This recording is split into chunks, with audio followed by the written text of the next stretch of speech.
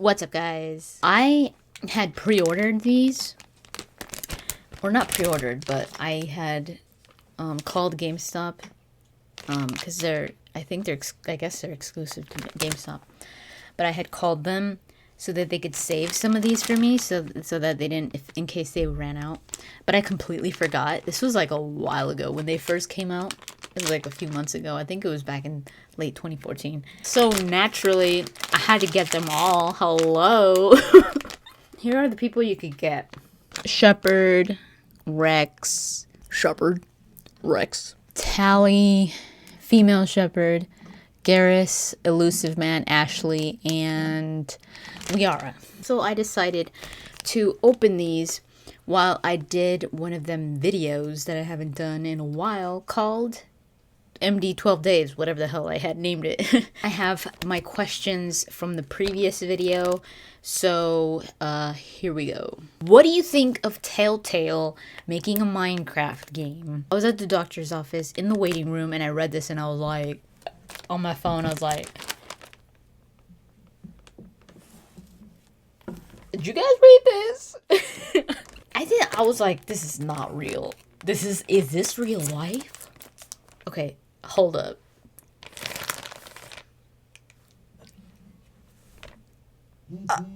Shut. Oh my. What? Oh. It comes with a different hairstyle. So there's that hairstyle. They look pretty much the same. I'm sorry because it's out of focus, but bald femme shape. I kind of like this one better. Oh my god. Dude, these are so cool. Look at that. It comes with the stand and it comes with a Avenger rifle. This is the Avenger, right? I'm pretty sure this is the Avenger. How cool is that? That is so cool. She's going right here. She's going right here with Little Shepherd. This is little Shepherd. This is a smaller Shepherd. I've never played Minecraft before. I've seen my cousins and all that, and pretty much everyone play Minecraft. But I've never really been into that type of game. I'm thinking it's pretty much the Minecraft universe, and they're adding a story to it. So it might be interesting, because it's like, you know, starting almost from scratch, because Minecraft never really had a story, at least not on the level of like a Telltale game. So it might be interesting. Ashley Williams. Dude, she looks so funny. She looks like a L'Oreal model or something, like, or like a freaking, like a hair model, like from those commercials where she's like, I woke up like this. Girl, no you didn't. Okay, so the stand and another Avenger rifle. Little Ash. Damn, dude, her face. She's like, why can't you eat gluten? I went on a gluten-free diet.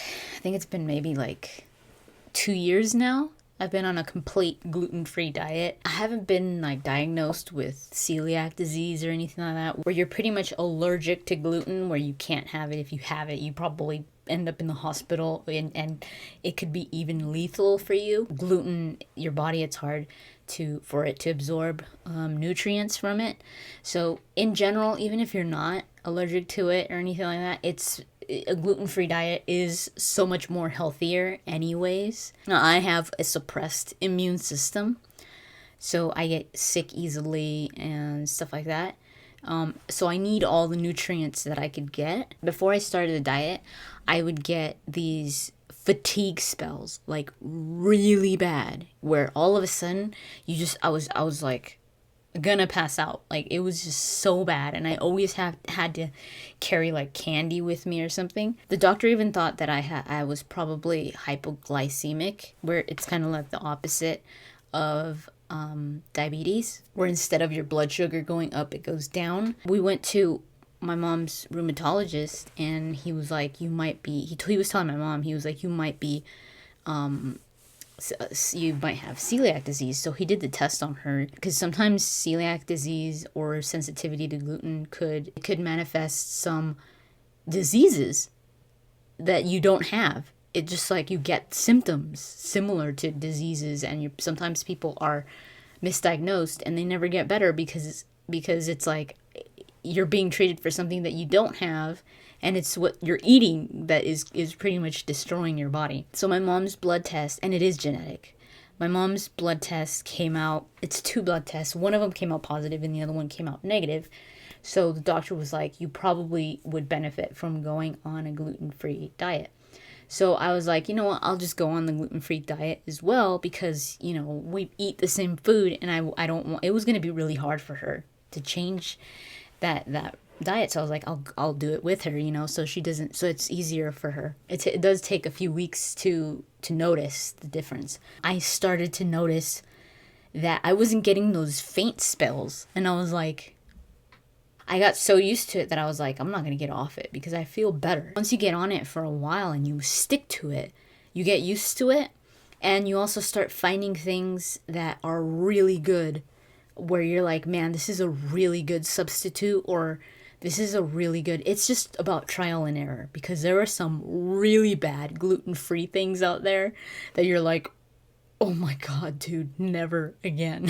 But there are also some really good things where you're like, man, I would never guess this is gluten-free. If you did another playthrough of Dragon Age Inquisition, do you think you could romance anyone other than Blackwall? If so, then who? Definitely. Of course. There's the Dragon Age Inquisition romances are so cool. I already have a male human that is romancing Josephine. I created a female elf that is going to be romance Solas. I created a female human that is going to romance Cullen. I really want to do the Cullen romance so much. I really want to create a character for Cassandra. I want to create a Kunari, a female Kunari for Iron Bull. Dude, I really want to know what a relationship with Dorian would be like. So I want to create characters. I would definitely want to create characters for all the romances. Eventually I want to do that. Are you into Doctor Who? I love Doctor Who, and I just got into Doctor Who maybe like mid last year. I started watching the Ninth Doctor, the reboot. I started watching there, Eccleston. And oh my god, I loved that Doctor. The Ninth Doctor is definitely one of my favorite Doctors, especially when it comes to the new Who. The Ninth Doctor is my favorite Doctor. And then after the Ninth Doctor, Eccleston, I went to Classic Who. And the first Doctor I started watch in Classic Who, I think, was the third Doctor, Pertwee. And I really liked him because he reminded me of like James Bond. So I was like, oh, dude, this is so cool. And I usually gear towards old stuff, you know, like black and white films and stuff like that. I love that stuff. Like Cary Grant, freaking John Wayne, William Holden, Katharine Hepburn, Audrey Hepburn, Alfred Hitchcock, you know, all that stuff. It's like, so I immediately got hooked on Classic Who. I think my favorite Doctor, you know, where it's like, who's your doctor? My doctor is the 7th Doctor, McCoy. And he's the least favorite. Like, not a lot of people like him or say that he's their favorite, because I don't know why. I think he was such a good doctor because he had a little bit of a lot of them. He was very Sherlock Holmesy. I think that's why I like the 7th Doctor, because he reminded me of Sherlock Holmes. McCoy is my doctor all the way. But then Troughton, the 2nd Doctor, I have a soft spot for him. He is just adorable. He's just so awesome. So the 2nd Doctor and the 7th Doctor are my favorite Doctors. I prefer Classic Who over New Who. And the 11th Doctor I could not get into. That's why I stopped watching Who, because I just couldn't see the 11th Doctor as Doctor Who. After Eccleston, it was hard for me to see Tennant, but I think Tennant did such a good job that it was easy for me to get into. And I'm not saying the 11th Doctor didn't do a good job. I just think that I haven't given him a chance because I have heard he's done a great job as Doctor Who. I think I would like the new Doctor. I just love his look, his vibe. I love that he's an older Doctor. I think that's why it's so hard for me to get into the 11th Doctor, because he just looks so young, and I'm like, dude, I don't want to see him so young.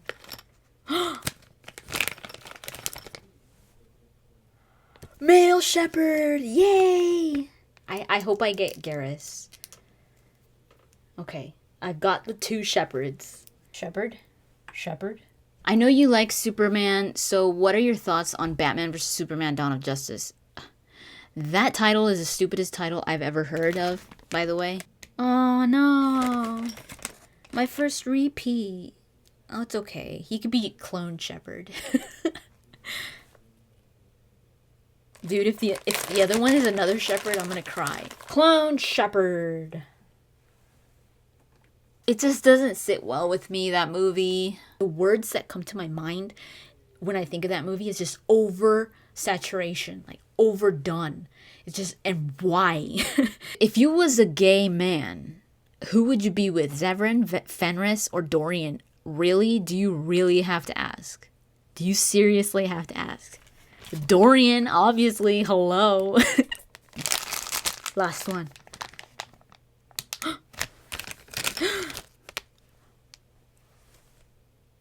Talizora Vasnima. Naraya. What did she come with? Oh, these bags, dude. They smell like nail polish. Oh my god, she comes with a tiny pistol. This is so cute.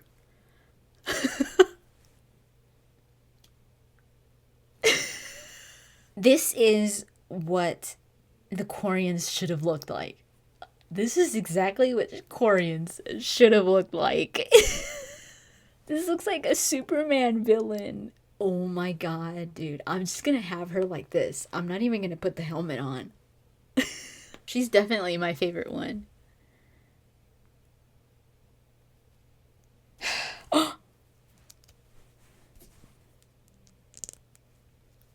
Oh my god. I swear I've seen this character somewhere.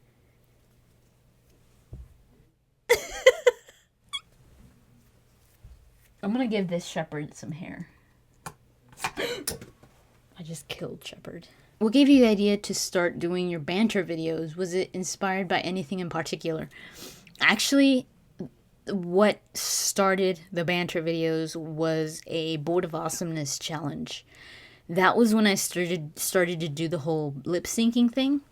It was a challenge because I was like, guess the character. I did Falco from Star Fox. I did Baird from Gears of War. And I did Sir Walter from Fable 3. And I had so much fun doing it that I was like, dude, I'm going to do this with the banters. What mythological creature would you like to have as a pet? Excluding dragons and reasoning. I think I would go for a Pegasus. How awesome would it be to have a Pegasus? Reasoning, it's a flying horse. A flying horse. Need I say more? Which Harvest Moon is your favorite? Dude, that is so hard because I love every Harvest Moon for a different reason. Another Wonderful Life was so good. It was very limited when it came to like romances. It was only 3 romances compared to like 6 or 7. The older Harvest Moons were less romances. And they were repeating. Like Karen, Ellie, Anne, they would repeat for a lot of times. But Another Wonderful Life, dude, that was definitely one of my favorite Harvest Moons because it was very realistic and it had a story. Like the story was so much more captivating to me because usually it's like, oh, save the harvest goddess or whatever, you know, crop who knows how much to save the land, and it's always the same thing.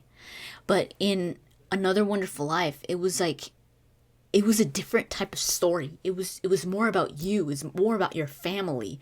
Your kid would grow up, and there was a story there, and you had, you know, it had one of the most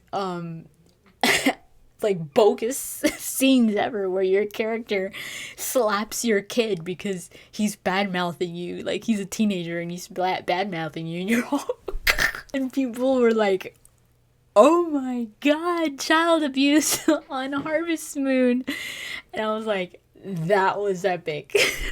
And then you'd grow old. Oh my god, you would grow old. Like you would actually grow gray hair, and your husband grew old with you, and it was like, why can't they make another Harvest Moon like that? As much as I loved Back to Nature, because Back to Nature was really, really good, and that's usually the one that all Harvest Moon fans say is their favorite one, Back to Nature.